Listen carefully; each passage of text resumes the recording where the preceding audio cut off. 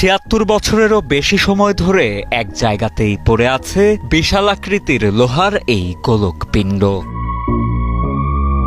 দেখতে সাধারণ একটি বয়ার মতো মনে হলেও বয়াটিকে ঘিরে জুড়ে আছে অনেক ইতিহাস, জনমনের বিশ্বাস আর লোকশ্রুতি। ৪৮ সন তুফানের মাগরিবের হারে দিয়ে আমি তারিগঞ্জ বাজারও আসিলাম। রাত তুফান হয়েছে, সেই রাইতে এই বয়া আসি জানো, ইয়ের মধ্যে আসিল এই বয়া ইয়ানো খাড়া গেছে।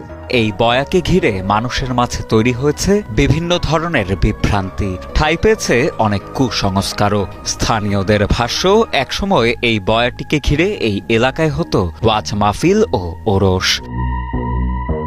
বয়াটির সামনে সমবেত হয়ে মিলাদ এবং জিকির করতেন মানুষজন। কে মোমবাতি জ্বালায়, কে মিলাদ হড়ায়, কে সিন্নি খাবাই, এই কিনে আমরা দিই আর চলে এই আর কি।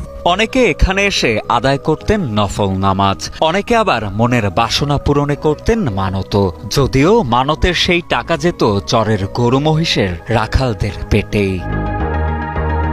তখনও দূর দূরান্ত থেকে মানুষজন আসতেন এখানে। গভীর রাতে বয়ার চর থেকে জিকিরের আওয়াজও শোনা যেত।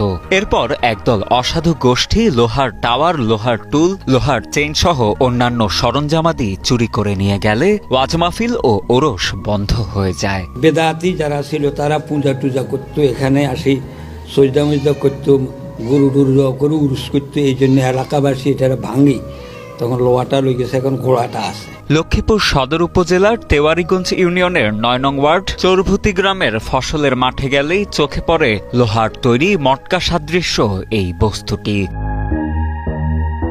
দিনকে দিন লক্ষ্মীপুরের এই বয়াটিকে ঘিরে বাড়ছে দর্শনার্থীদের আনাগোনা। আমি মূলত দেশের বাইরে থাকি, এই ১ মাস হলো বাংলাদেশে আসলাম।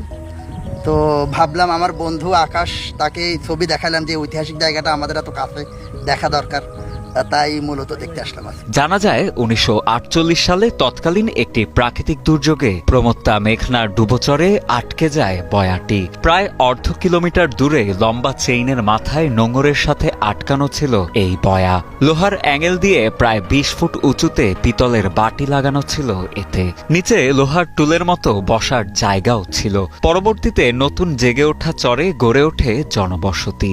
সেই থেকে সময়ের স্রোতে একসময় এই বয়া ঘিরেই এলাকাটির নাম হয়ে যায় বয়ার চর। ১৯৪৮ সালে একটা বিশাল বড় বন্যা হয়েছে। ও বন্যার সময় এই বয়াটা এখানে আসতে বাসি। এরপরে এই বয়াকে কেন্দ্র করে এই চরটার নামে উঠছে বয়ার চর। মটকা সাদৃশ্য বয়াটি লক্ষ্মীপুরের একটি ঐতিহাসিক নিদর্শন।